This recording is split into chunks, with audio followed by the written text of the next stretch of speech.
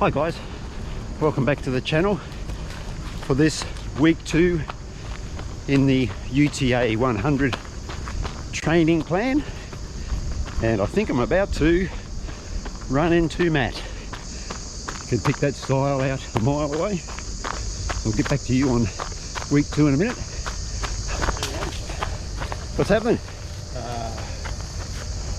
Trying to get some toes in the shade at least. It's hot, isn't it? We don't want that long, man.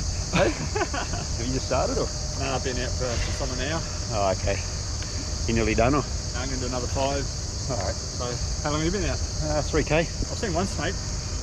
Oh. Alright, just finished 5k with Matt. Well, he finished off his run. I was going to do a little bit more here and then I'll head home. What was I up to? Oh, that's right. Week 2 of UTA 100 training, and this week's been all about cutback week, where I have dropped the mileage, dropped the pace. Now you might think that it's a bit strange to have a cutback week only in week 2 of a training plan, but I was supposed to have the Hares and Hounds 50-kilometre race over the weekend, and that didn't go ahead because well, if you see the last video, guys, the explanation's there. So I'd built in this recovery week, or a cutback week with the mileage, to accommodate that. I just decided that I would stick with the cutback week and just keep rolling with the plan that I've already set out. And also, I've done 5 weeks of around that 110k and a little bit more per week. Good opportunity just to drop the mileage, drop the pace, and allow the body to just go, oh, thank you. Now in this training plan for the UTA 100, I've got a few of these cutback weeks in. Most of them are built around some events that I've got coming up. I like to build into a training plan these cutback weeks when I'm consistently building mileage, and as part of this plan, you know, I am building weekly mileage up to around that 160k. I like to factor in a cutback week around about every 4 weeks. Now every run is going to be different. Some will do it every 3 weeks, others will do longer. It just depends on what phase of your running plan that you're in, what's your goal event, what distances you are covering. And with these cutback weeks, I like to drop the mileage by 20 to 30%.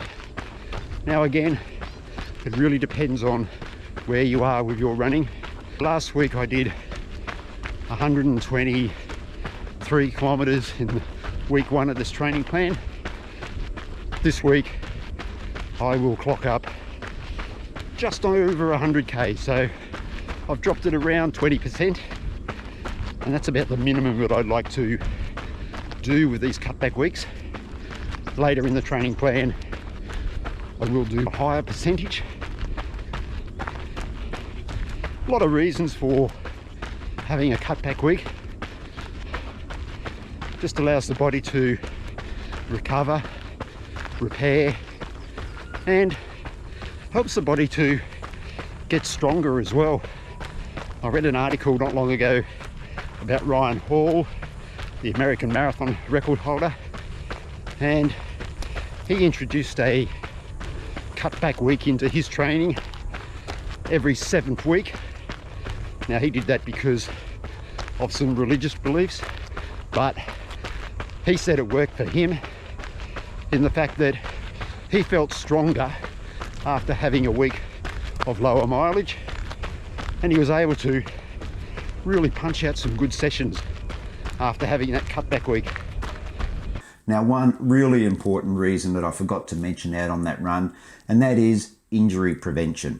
If you're consistently building your weekly mileage week after week, what you're doing is loading the body up week after week after week after week, and this could leave you susceptible to injury. Just by having that cutback week, it allows the body to refresh, recover, repair, and also to get stronger, because the body needs time to absorb all that extra running that you've been doing.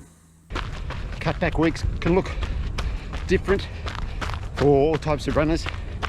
Me, I like to drop the mileage, drop the pace.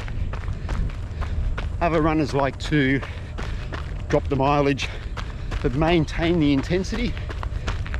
Look, it's about finding what works best for you. Having said that, guys, the cutback week that I've had this week, I don't really feel like I've got a great benefit out of it. And the only reason why, it's been so hot, so humid. I still feel like I'm working at the same intensity, even though I have dropped the pace and the mileage.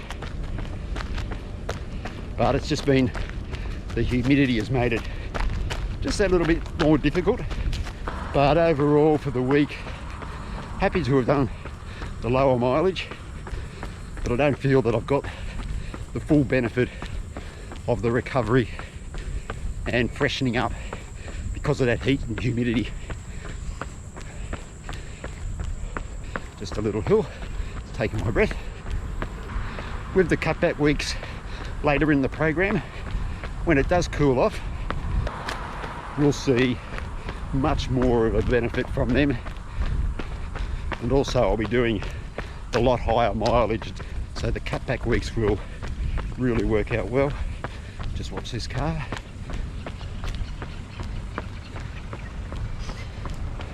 Thank you.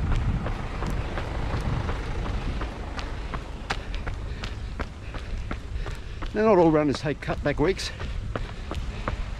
It has to be a personal choice or something that you and your coach have discussed. For me, I like to take them in anything from a marathon training block up.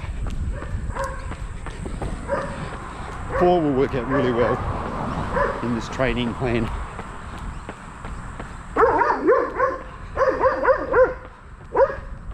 Heading towards UTA100 in May.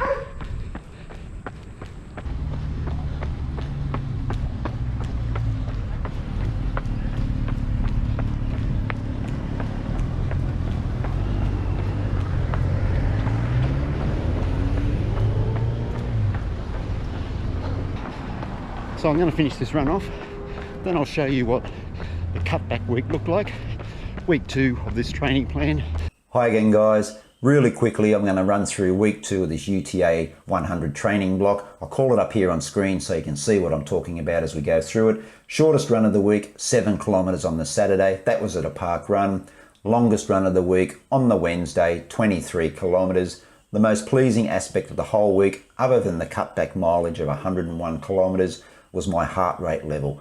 Now, if you followed the channel for some time, you know that I have in the past used the MAF method. Now, my maximum aerobic function heart rate magic number is 130. All these runs in week 2, well and truly under that 130 beats per minute. So that's really telling me that my aerobic capacity at the moment is really good. And those numbers are a surprise to me because we are smack bang in the middle of a hot and humid Brisbane summer, and I would have expected that my heart rate would have been a lot higher.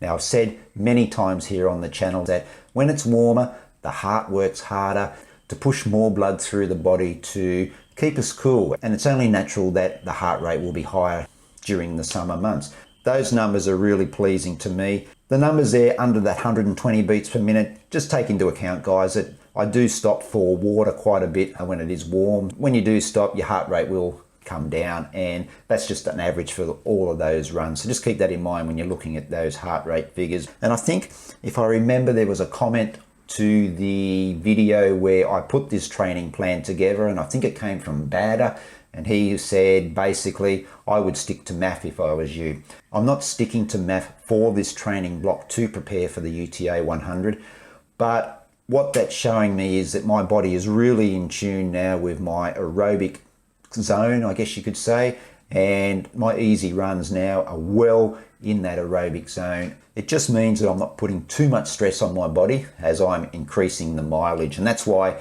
I said earlier on in the video, guys, how important these cutback weeks are when you're building high mileage into a training block. There you go, week 2 completed in this UTA100 training block. I hope your running is going really well. Until next time, guys, run free, run happy, and I'll catch you in the next video. Hello! Hello! Hello! Hello, puppies! Oh, the puppies. Oh, Chill doesn't want nothing to do with me. Oh, sat on my foot. She's Hello. hot. Hello. Oh, still can't do it properly.